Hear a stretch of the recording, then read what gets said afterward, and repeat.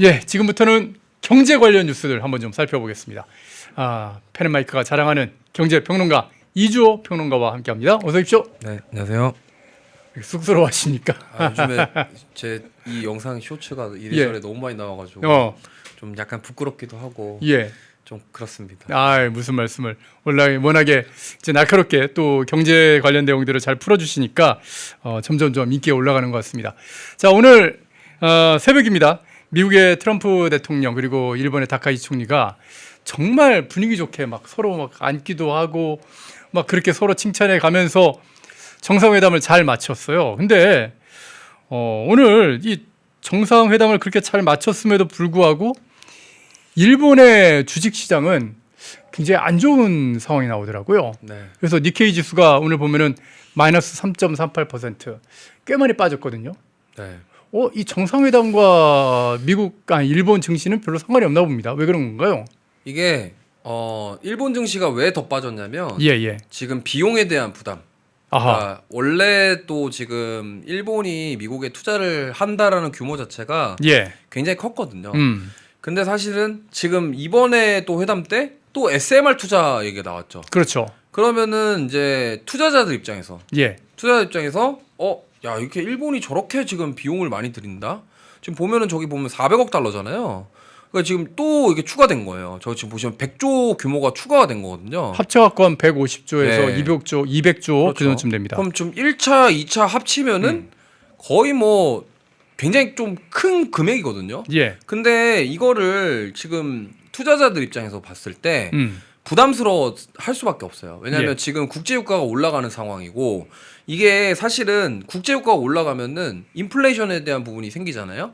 지금 잠깐만요. 지금 송마일드님께서 일본은 오늘 쉬는 날이라고 이게 어제 데이터다 그렇게 얘기를 하는데 맞나요? 제가 착각했나 봅니다.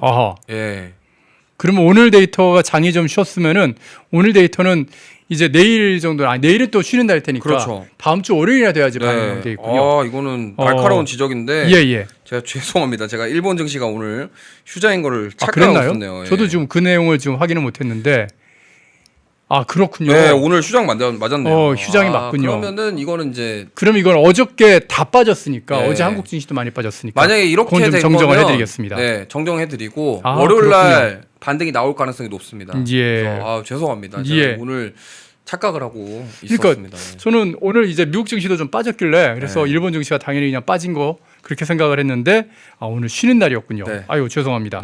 자, 그런데 또 우리 코스피 같은 경우는 어제 큰 폭으로 하락했기 때문에 그래서일까요? 반등을 정말 찔끔했습니다. 미국 증시도 빠졌는데 좀 버티더라고요. 이게 어제 미증시가 막판에 그러니까 미국 증시 장 마감 1시간 전부터 급반등이 나왔어요. 이제 트럼프 대통령이 이제 이스라엘 쪽에다가 좀 약간 자제해라는 약간 제스처가 나오면서 사실 그 부분 때문에 미국 증시가 어제 낙폭을 줄이면서 마감을 했고 오늘 국내 증시도 그 영향을 받았습니다. 받아서 상승 출발을 했고요. 사실은 상승 출발했는데 좀 계속적으로 약간 눈치 보기 약간 상승폭을 반납하면서 좀 마감을 했습니다. 굉장히 오르락내리락하는 게 지금 저 그래프에 보이네요. 지금 오늘 뭐 그냥 위아래로 그냥 계속 흔들면서 강보합권으로 마감을 했는데 오늘도 외국인들은 열심히 팔았습니다. 많이 팔았어요. 그래서 일단 오늘 뭐 코스피의 상승은 사실 어제 미국 증시에 영향을 받았다. 그리고 트럼프 대통령의 발언 때문에 영향을 받은 거다. 이렇게 좀 해석해 볼 수 있겠고요. 만약에 지금 이 개인들과 기관들의 수급 그리고 외국인들의 파는 이런 지금 현재 수급 상황은 제가 봤을 때는 지정학적 리스크가 해소된 건 아니에요. 그러니까 네타냐후 총리도 지금 이스라엘 그 총리가 발언이 거의 뭐 끝났다라는 식으로 얘기를 했는데 사실 그러니까 주식 투자자들 입장에서 보면은 지금 그 말들을 정확하게 신뢰할 수는 없는 거예요. 왜냐하면 지금 어쨌든 빨리 끝난다 막 계속적으로 그런 얘기가 나왔음에도 불구하고 또 하루 지나면은 또 이란에서 또 반격하고 폭격하고 이런 일이 계속 벌어지다 보니까 전쟁은 항상 그렇죠. 그러다 보니까 이거는 사실 우리가 전쟁에 대한 결과 자체를 예측하기는 어렵잖아요. 그러니까 예측하기 어려운 상황인데 지금 그러다 보니까 시장 참여자들이 이제 딱 저게 혼란스러운 그 감정이 딱 고스란히 차트에 드러났다. 이렇게 좀 볼 수 있겠고요. 예. 오늘 그래서 보면은 오늘 국내 증시에서 좀 약간 강하게 움직였던 게 이제 유가 상승 때문에 반사 수혜를 얻을 수 있는 뭐 예를 들면 신재생 에너지, 아하. 예, 그 뭐 태양광이라던가 예. 그다음에 SOFC라고 해서 고체 산화물 연료전지, 뭐 수소 이런 쪽들 지금 신재생 에너지 오늘 뭐 SK 오션플랜트, 뭐 SK 이터닉스 이런 종목군들이 강했거든요. 예. 대표적으로 신재생 에너지인데 그 신재생 에너지들이 강한 이유는 지금 이겁니다. 원전 신재생. 그러니까 유가가 오르니까 그 대안으로 이쪽이 주목받을 것이다. 약간 반사 이익으로 간 거고 사실은 이게 좀 너무 기대감 속에서 움직인 경향도 있어요. 근데 지금 보면은 여전히 외국인들은 어제 하루 샀다가 오늘 또 그대로 팔고 지금 계속 이런 식으로 반복되고 있습니다. 예. 그래서 제가 말씀드리고 싶은 건 뭐냐면 지금 우리나라 증시의 방향성 자체가 이걸 가지고 뭐 올라간다 내려간다 예측하기가 어려운 게 지금 어떻게 보면은 외부 이슈 때문에 지금 변동성이 나오고 있는데 우리가 내일 아니면 오늘 밤 내일 무슨 일이 일어날지 모르죠. 어떻게 합니까? 군사작전일 텐데. 그러니까 예측하기 어렵다라는 예. 거고 그리고 또 이제 오늘 그것도 있었어요. BTS가 내일 또 내일 공연하죠. 예. 광화문에서 공연하지 않습니까? 뭐 30만 명 가까이 모인다고 하던데. 그러다 보니까 오늘 또 화장품 관련주들, 백화점 관련주들, 소비주들도 또 올라왔습니다. 그러면서 오늘 사실은 삼성전자랑 하이닉스는 약간 빠졌거든요. 네, 약간 약보합세로 마감했는데 예, 예. 사실 다른 쪽에서 끌어올려주면서 지수는 버텨줬고요. 오늘 또 의외로 코스닥이 더 강했습니다. 그래서 제가 봤을 때는 정리해서 말씀드리면 지금 우리나라 증시가 이렇게 뭐 견조한 흐름을 보인다가 우리나라 증시가 뭐가 지금 막 좋고 막 이게 계속 이렇게 돼서 그런 게 아니라 예. 지금 미국 증시와 이제 이란 이슈 뉴스에 따라서 지금 변동성이 나오고 있다. 굉장히 불안한 상황이다. 증시 변동성이 네. 너무 네. 심해서 그러니까 뭐 지금 거래 대금이 좀 예. 줄었는데 사실 그때 막 한창 주가 올라갈 때만큼의 거래 대금은 아니거든요. 예. 거래 대금이 많이 줄은 상황인데 지금 이렇게 지금 계속적으로 막 오르락 내리락 하는 거는 사실은 이거는 뭔가 안정적으로 자리를 잡아가는 게 아니라 오히려 지금 더 이렇게 불안한 심리가 오히려 시장에 고스란히 드러나고 있다. 좀 이렇게 생각해 보시면 좋을 것 같습니다. 예. 참 이러한 상황에 따라서 주식 시장도 왔다 갔다 하는데요. 대한민국의 이 어쩌면 경제 상황도 정말 이 이란 전쟁에 완전히 지금 매여 있는 게 오늘 말입니다. 이란에서 그러니까 이 호르무즈 해협에서 호르무즈 해협이 통제되기 바로 직전에 빠져나온 지금 배 이름이 나오네요. 이글 벨로호. 이 배가 한국에 막 도착을 했습니다. 이 말인 즉슨 무슨 뜻이냐면 이 배가 도착했기 때문에 마지막 유조선이 도착했기 때문에 앞으로 최소한 3주 이상은 3주는 어떻게 보면 유조선이 더 이상 안 온다. 기름 공급이 없다. 그런 뜻이거든요. 지금 이란 전쟁이 만약 이런 상황에서 길어지면 한국은 이제 기름이 없이 석유 공급이 없이 버텨야 되는 그런 상황이 되는데요. 일단 우리나라에서 지금 보유하고 있다는 원유 비축량을 보게 되면 뭐 정부가 1억 배를 갖고 있고 민간에서 9천만 배를 갖고 있고 뭐 이렇게 해서 쭉 나와는 있지만 그런데 유독 그 정부에서 얘기하는 뭐 208일까지 버틸 수 있다는 그런 얘기가 벌써 지금 좀 끝나는 게 아닌가 하는 그런 느낌이 들어요. 왜냐하면 아니 기름을 가지고 만들 수 있는 석유 제품이 원료가 없어서 생산이 안 된다. 특히나 우리가 지금 매일매일 사용하고 있는 이 쓰레기 종량제 목표가 비닐로 돼 있지 않습니까? 네.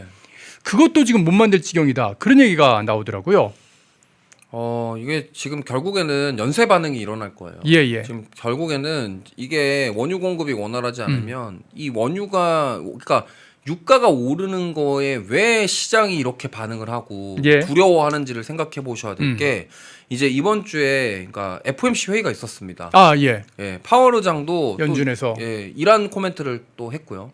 그 다음에 사실 원래 올해 미국이 예. 금리를 한 1회에서 2회 정도를 낮추려고 인하를 했죠. 할 예. 예상이었어요. 그래서 이제 연준 위원들이 점도표라고 해서 이제 예상 금리를 투표를 하는데 원래 올해 예상치가 3.25에서 3%였습니다. 지금 현재 미국 금리가 3.75거든요. 근데 이렇게 2번 정도 아니면 좀 많으면 3번 정도를 했는데 파월 의장이 굉장히 좀 매파적인 발언을 했습니다. 이게 지금 이란 전쟁과 불확실성으로 인해서 인플레이션이 우려되는 상황. 그렇기 때문에 금리 인하가 지금 전도표상으로 1회 정도로 낮아졌어요. 이 말인즉슨 뭐냐면 지금 미국도 사실 미국 경기가 굉장히 탄탄함에도 불구하고 인플레이션에 대한 무서움을 아는 거예요. 그러니까 무슨 말이냐면 파월 의장은 21년도에 러시아 우크라이나 전쟁 때 그때 미국 소비자 물가 지수가 9%였습니다. 엄청 올랐죠 그때. 그때 그래서 금리를 진짜 많이 올렸죠. 예. 그거를 겪었던 파월 의장이기 때문에 지금 이 전쟁이라는 게 얼마나 무서운지를 본인도 더 잘 알고 있고 그게 지금 경제 측면에서 봤을 때 어마어마한 불확실성을 만들어낸다는 거를 누구보다 잘 알고 있는 사람입니다. 그렇기 때문에 지금 그런 발언이 나왔고 그 말인즉슨 뭐냐면 지금 우리나라가 지금 국제유가가 이렇게 올라가면은 문제가 될 수밖에 없는 게 우리나라는 원유를 100% 수입합니다. 그렇죠? 그러면은 지금 이란에서 가져오는 원유의 거의 80%를 거기서 받는데 그럼 저게 지금 마지막 배가 통과했다라는 거는 앞으로 이게 얼마나 길어질지 안 길어질지 모르겠죠. 그럼 이게 지금 이렇게 됐을 때 문제는 뭐냐면 지금 원유가 들어가는 그런 산업군들이 굉장히 많거든요. 저 종량제 버투도 마찬가지입니다. 근데 지금 보시면은 우리나라는 제조업의 나라죠.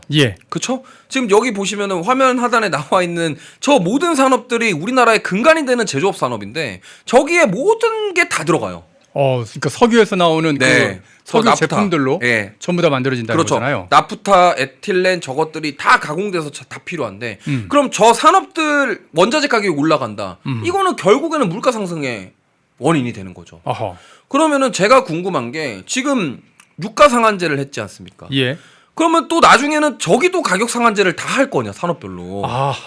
그 결국에는 이게 또 뭡니까? 기업에게 부담이 되는 거죠. 안 그래도 지금 유가 때문에 기업들이 부담이 될 수밖에 없는데. 뭐 정유사들은 당장 지금 뭐 유가 상한제, 최고가 상한제니까 정유사 부담은 커지는 거고요. 저게 지금 공급이 원활하게 이루어지지 않으면은. 시장 논리에 따르면은 수요와 공급의 원칙에 의거해서 공급이 주는데 수요가 그대로면 가격은 올라갈 수밖에 없어요. 근데 이거를 정부가 지금 일단 휘발유 가격 경유값 낮추겠다고 유가 상한제를 딱 적용을 시킨 거고 그게 지금 그게 문제가 아니라 지금 저 우리나라 제조업들에게 직격탄을 날리는 상황이 생겼다라는 거죠. 지금 이거는 굉장히 심각한 문제입니다. 이거 어떻게 좀 타개해 보려고 일단 뭐 정부에서는 뭐 아랍에미리트로부터 2,400만 배럴 뭐 그게 지금 뭐 윤석열 정부에서 이미 계약해 놓은 거 그걸 가져오는 거다 뭐 그런 얘기도 있긴 하지만은 어쨌든 그것도 가져오기도 하고 있는데 이런 상황 속에서 러시아산 원유를 갖다가 수입하는 그런 방안을 지금 추진하고 있다고 하더라고요. 일단 뭐 저 얘기도 사실 지금 뭐 사실 방법이 없으니까 어떻게 해서는 가져오겠다 뭐 이런 얘기인 것 같아요. 근데 지금 중요한 거는 뭐냐면 이게 경제가 되게 무서운 게 뭐냐면 우리가 이론적으로 배운 것들이랑 실제 현실과는 완전히 다르다라는 거예요. 결국에는 저렇게 물론 우리가 러시아산 원유를 수입해서 가져올 수 있겠죠. 근데 저걸 저렇게 가져오면은 누가 싫어하겠습니까? 아니 당연히 지금 러시아는 미국과 이 서방 진영의 제재를 경제 제재 받고 있거든요. 아니 그 경제 제재하고 있는데 한국이 갑자기 그 나라하고 러시아하고 거래한다고 하면은 한국으로 불똥이 튈 거 아닙니까? 맞습니다. 그러니까 이게 대표적으로 러시아 브릭스 국가인데 이거를 지금 물론 우리나라에서 지금 원유가 저렇게 이란 정쟁이 비상이니까 비상이다 보니까 정말 급해가지고 러시아 걸 좀 쓰겠다 하는 거는 뭐 그것까지 뭐라 할지 안 할지 모르겠습니다만 트럼프 대통령은 좋아하지는 않을 거예요. 그러니까 이게 당연히 안 좋아하죠. 그렇기 때문에 저렇게 가져와서 쓰게 되면은 뭐 일단 우리가 일단은 뭐 할 수는 있겠죠. 하지만 트럼프 대통령 입장에서는 별로고 뭐 트럼프 대통령이 러시아 제재를 풀어줬긴 했습니다만 그럼에도 불구하고 썩 좋아하지는 않을 거예요. 풀어줬다고 그래서 우리가 바로 사올 수 있는 그런 상황은 아니에요. 그건 또 다시 또 얘기를 해봐야 되는 거란 말입니다. 그러니까 이게 지금 어떻게든 지금 뭐냐면 현 정부에서 이 유가 안정을 위해서 이런저런 가능성들을 다 얘기를 하다 보니 그게 언론사에서 계속적으로 얘기를 하는 겁니다. 그렇기 때문에 지금 결론 난 건 없어요. 지금 어쨌든 우리가 제일 좋은 시나리오는 뭐냐면 이란 전쟁이 빨리 끝나서 원래대로 다시 공급을 받는 게 가장 베스트 시나리오입니다. 근데 그게 길어졌을 때 지금 우리나라가 선택할 수 있는 선택지는 러시아산 원유 또 미국산 원유도 있습니다. 네, 예. 미국산 원유도 있는데 왜 하필 러시아가 먼저 나왔는지는 저도 잘 모르겠습니다. 음. 이왕 사올 거면은 좀 미국산 원유 사오면 더 좋을 것 같은데. 진짜요. 근데 네. 진짜 아니 왜 정부와 정유사는 그러니까 뭐 정유사야 뭐 그렇다고 치고 정부에서는 아니 미국산 원유 미국은 산유국이잖아요. 미국산 원유부터 사오겠다 그런 얘기 해도 되는 거고 네. 원유라고 하는 게 꼭 중동산만 있는 게 아니라 인도네시아산도 있고요. 네. 이 동남아 쪽에 원유들이 또 있거든요. 아니 그런 쪽하고 협상도 해야 되는 거 아닌가요? 그렇죠. 뭐 이래저래 저렇게 할 거면은 저는 이렇게 생각합니다. 음. 그냥 이곳저곳 다 가서 받아와야죠. 아 그러니까 네. 지금 막 전방위로 받아올 석유 수 구하러 있는 가야 데에서는. 다녀야죠. 네, 그렇죠. 그게 맞는 건데 지금 뭐 왜 하필 저거에만 또 포커싱을 잡아서 얘기를 했는지는 저도 사실 뭐 현 정부에서 어떤 생각을 하고 있는지 모릅니다. 모르는데 일단 느낌을 봤을 때는 저렇게 저 브릭스 국가한테 공급을 받으면은 별로 썩 좋아하지는 않을 것 같아서 예. 그래서 좀 약간 걱정이 된다 정도고 사실 근데 정부 입장에서는 지금 배수의 진이에요. 이게 지금 이란에서 원유 공급을 못 받으면 예. 지금 뭐 러시아산이든 뭐 미국산이든 어디 거든 가져와야 됩니다. 근데 뭐 이건 저런 발언을 하시는 저런 국가한테 좀 굳이 받기보다 개인적인 소망은 차라리 미국에서 받는 게 좀 낫지 않을까 이런 생각인데 예. 뭐 이거는 사실 정부가 풀어나갈 문제고 어쨌든 이걸 했을 때 과연 우리나라 미국에서 또 우리나라에 바라보는 시선은 어떨까 이거에 대해서 심히 우려스럽다는 말씀드리겠습니다. 예, 하여튼간 에너지 가격이 좀 대폭 올라갈 상황도 있고 석유 공급이 당분간 좀 중단될 수 있는 그런 우려도 있기 때문에 개인들이 좀 여러 가지로 또 좀 대비도 해야 되고 국가적으로 대비를 좀 해야 되는 상황인데요. 이런 가운데 제가 오늘 신문을 좀 보다 보니까 우리나라 국민들이 사용하는 이 에너지가 국민 1인당 에너지 소비율로 이렇게 따지면 전 세계에서 캐나다, 미국 다음으로 많다. 근데 캐나다하고 미국은 산유국이거든요. 그러니까 비산유국 중에서는 한국이 가장 많은 에너지를 소비한다. 우리 에너지 줄여야 된다. 뭐 이런 기사가 나오더라고요. 아니 그런데 우리나라의 이 에너지 소비는 가정집에서 소비하는 게 아니라 아까 말씀하신 그 제조업들 네. 거기서 다 소비하고 있는 거 아닌가요? 대부분이 제조업에서 소비량이 많으니까 예. 그렇게 찍히는 거고요. 예. 뭐 우리나라 인구가 사실 5,500만 있고요. 다른 나라에 5,200만 비해서 있고요. 인구가 예. 그렇게 많은 게 아닌데 음. 집에서 아무리 많이 써봤자 예. 예, 저렇게 많이 쓸 수 있을까 싶을 정도고요. 사실은 우리나라는 산업적인 특성 때문에 네. 그렇습니다. 만약에 미국 같은 경우는 사실 서비스업의 나라잖아요. 예. 그러니까 미국은 서비스업이 거의 70%가 넘기 때문에 서비스업의 나라라서 이거랑 또 다른 문제고 우리나라 같은 경우는 제조업으로 먹고 사는 나라입니다. 예. 그렇기 때문에 사실 공장에서 대부분의 전력을 많이 사용하게 될 것이고 예.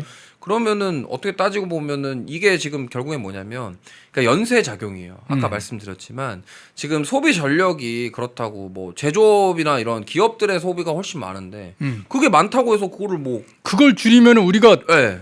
국가의 달러가 그러니까요. 끊어지는 겁니다. 그걸 줄일 수가 없는 상황이에요. 기름 소비 줄이자고 반도체 생산 안 할 거예요? 그건 네. 아니지 않습니까? 그러니까 이거 기업들에게 우리나라가 뭐 무슨 뭐 기름 부족하다고 이거를 예. 전력 소비 줄여라 뭐 이렇게 할 수도 없는 거고 지금 그러다 보니까 이게 해괴한 소리들이 많이 나오는데 무슨 네. 뭐 차량 뭐 오부제. 예, 아니, 오부제부터 시작해서 이재명도 그냥 언급을 해서 차량 오부제해야 된다 그런 얘기를 막 하고 있는데요.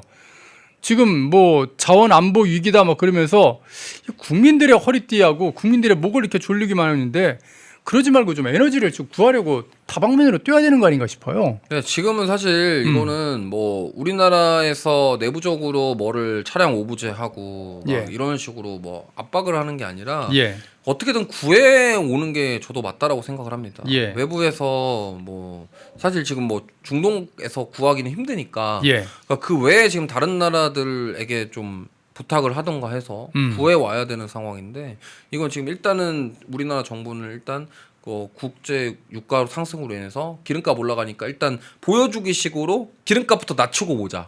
일단 그거부터 시작을 한 거죠.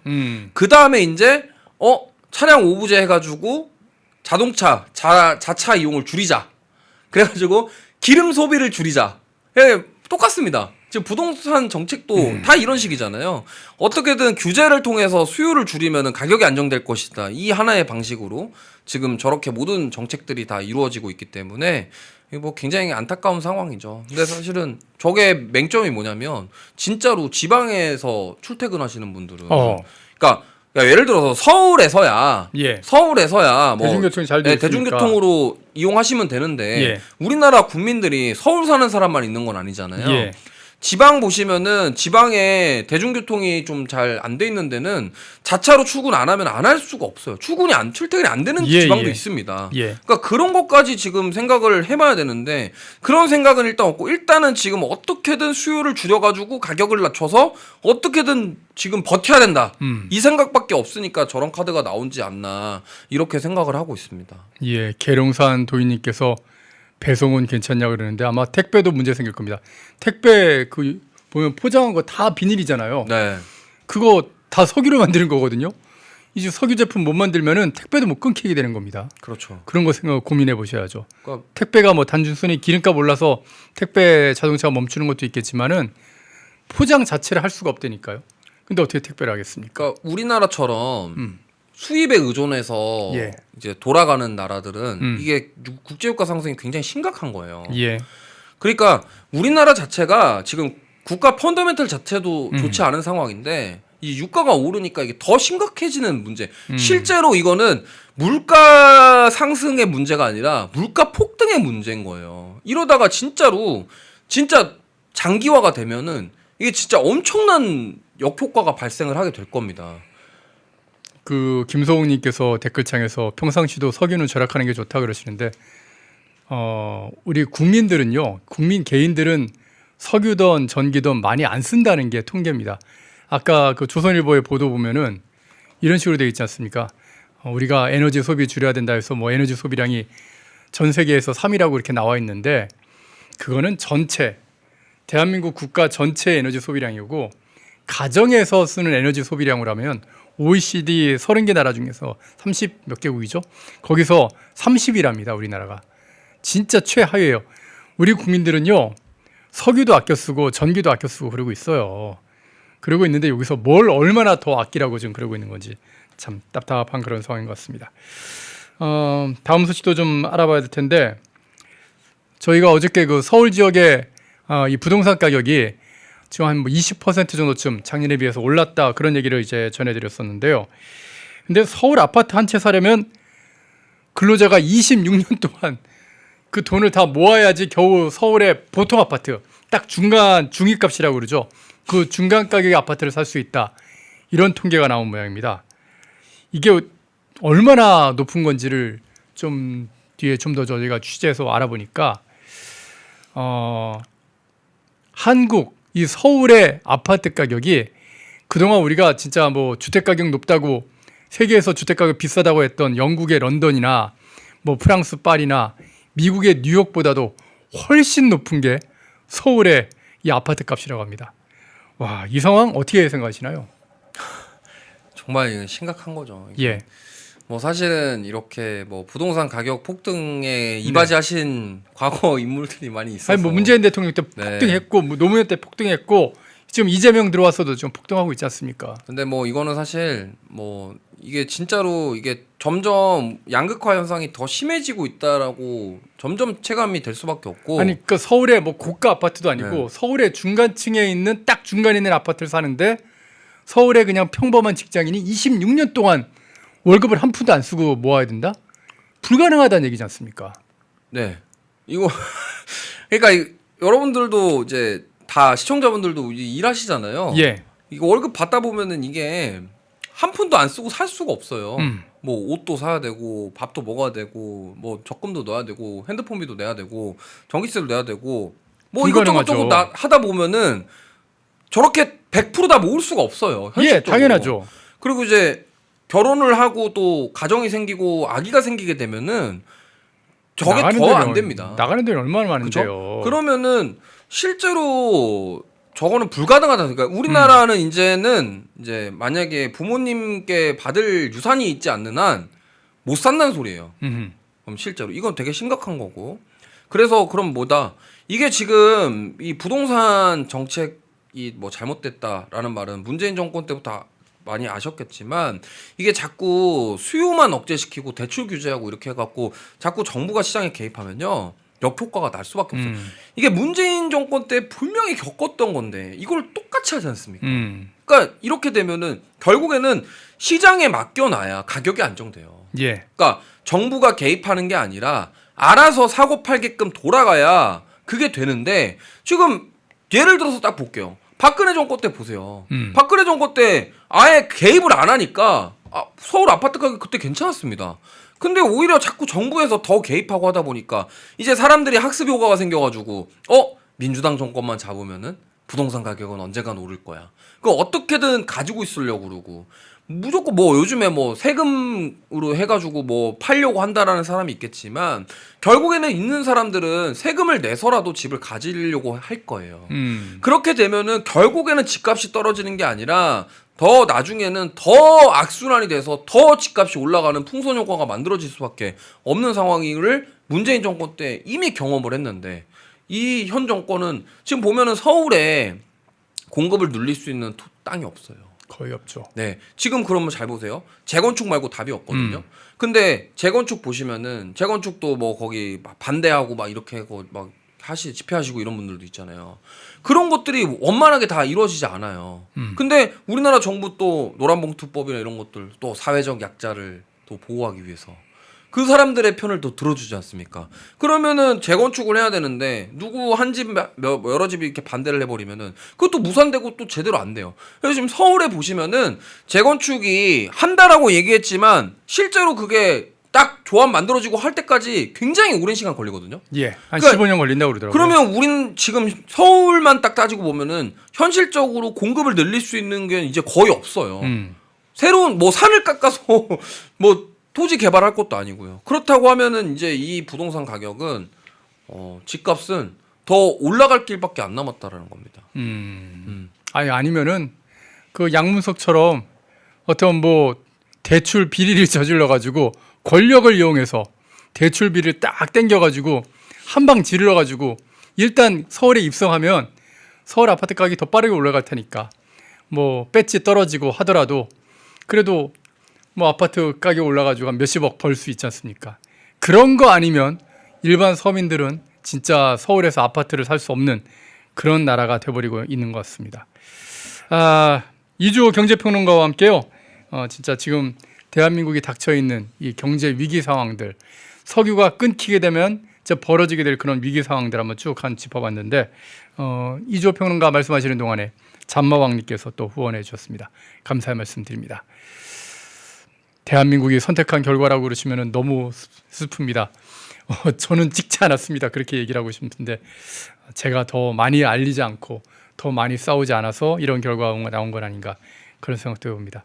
윤석열 대통령이 계엄을 안 해도 될 정도로 언론인의 한 명으로서 여러분께서 올바른 판단하실 수 있도록 좀 더 노력을 했어야 되는데 그걸 못한 것 같아서 좀 안타깝게 봅니다. 일단 저희 펜앤마이크는요.